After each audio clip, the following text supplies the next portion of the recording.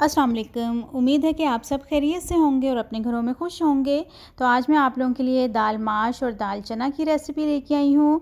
इन दोनों को मिक्स करके ये रेसिपी बनती है और बहुत मज़ेदार ये दाल बनकर तैयार होती है। तो चलें रेसिपी शुरू करते हैं। बिस्मिल्लाहिर्रहमानिर्रहीम।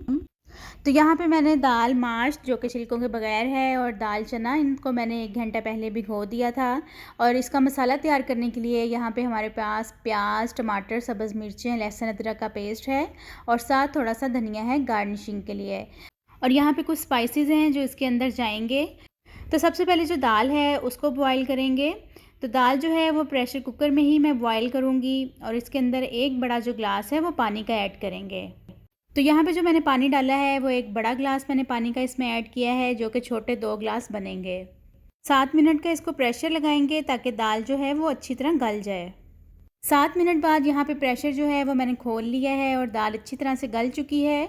इसे ओवर कुक नहीं करना है, नहीं तो ये मसाले में जाके बिल्कुल मिक्स हो जाएगी। अब इसका जो पानी है वो अलग कर लेते हैं और इसके पानी को फेंकना नहीं है। तो इसका जो मसाला है वो भी अब तैयार कर लेते हैं। तो यहाँ पे आधा कप जो है वो ऑयल का लेंगे और इसके अंदर खड़े मसाले जो हैं वो ऐड करेंगे। एक यहाँ पे दालचीनी का टुकड़ा है, एक बड़ी इलायची है और 1 टेबल स्पून जो है वो ज़ीरे का है और इनको 1 मिनट के लिए भून लेंगे। तो यहाँ पे अब इसमें जो है वो प्याज ऐड करेंगे और प्याज को ब्राउन होने तक कुक करेंगे। तो प्याज जो है वो यहाँ पे गोल्डन ब्राउन हो गया है, अच्छा से इसका कलर आ गया है। तो यहाँ पे 1 टेबल स्पून जो है वो भरकर इसमें लहसुन अदरक का पेस्ट ऐड कर दिया है।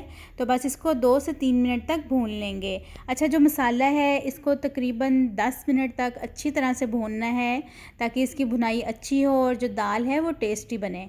और इसमें थोड़ा सा पानी भी ऐड करेंगे ताकि जो मसाला है वो हमारा जले ना। तो बस इसमें आप टमाटर और सब्ज़ मिर्चें ऐड करेंगे। टमाटर जो हैं वो मैंने 2 छोटे साइज़ के ले लिए थे और 4 से 5 अदद जो हैं वो सब्ज़ मिर्चें ली हैं। तो इनको भी भून लेंगे। और अगर आपने अभी तक मेरे चैनल को सब्सक्राइब नहीं किया तो मेरे चैनल को सब्सक्राइब कर दें ताकि मेरी हर नई आने वाली वीडियो का नोटिफिकेशन आपको मिल सके।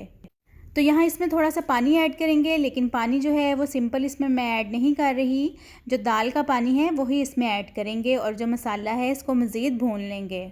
तो अब बारी आती है इसमें स्पाइसेस ऐड करने की। तो 1 टीस्पून इसमें नमक का जाएगा, 1 टीस्पून ही इसमें कुटी हुई लाल मिर्च जाएगी। आप इसकी जगह पे पाउडर भी इस्तेमाल कर सकते हैं। 1 टीस्पून इसमें पिसा हुआ धनिया जाएगा और 1 टीस्पून इसमें जो है वो हल्दी का जाएगा और हाफ़ टी स्पून जो है वो पिसी हुई काली मिर्च जाएगी। तो बस इन मसालों को अच्छी तरह से मिक्स करके इसको भून लेंगे। मसाला अच्छी तरह से भुना गया है तो बस इसके अंदर जो दाल है वो ऐड करते हैं। तो दाल डालने के बाद इसको मज़ीद 2 से 3 मिनट तक जो है वो भून लेंगे ताकि जो मसाले हैं वो अच्छी तरह दाल में भी मिक्स हो जाएं। तो दाल को यहाँ पे भूनते हुए 2 से 3 मिनट हो गए हैं। तो इसमें अब जो दाल का पानी है वो ऐड करेंगे और 2 से 3 अदद इसमें सब्ज़ मिर्चें जो हैं वो भी ऐड करेंगे। और यहाँ पे एक जो नींबू है वो मैं निचोड़ रही हूँ, जिससे इसका जो टेस्ट है वो बड़ा मज़े का और खट्टा खट्टा सा आएगा। तो बस इसको अब 2 से 3 मिनट दम पे लगाएंगे। तो मिक्स जो दालें हैं वो तैयार हो चुकी हैं, बहुत मज़े की खुशबू आ रही है। तो बस इसके ऊपर अब थोड़ा सा जो धनिया है वो इसमें ऐड करेंगे और साथ ही सब्ज़ मिर्चें जो हैं वो भी ऐड करेंगे। तो बस डिश आउट करके इसकी फ़ाइनल लुक आपके साथ शेयर करती हूँ।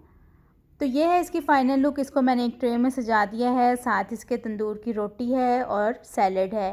और अगर इसके साथ आप रायता भी खाएं तो इसका खाने का जो मज़ा है वो दुबाला हो जाएगा। और अगर आपको इस तंदूरी रोटी की रेसिपी चाहिए जो कि मैंने घर पर ही बनाई है तो मुझे आप कमेंट्स में लाजमी बताइएगा। तो चलें यहाँ पे अपनी वीडियो का एंड करती हूँ। मिलती हूँ आपसे अपनी नेक्स्ट वीडियो में एक नई रेसिपी के साथ। अपना बहुत सारा ख्याल रखिएगा। अल्लाह हाफिज़।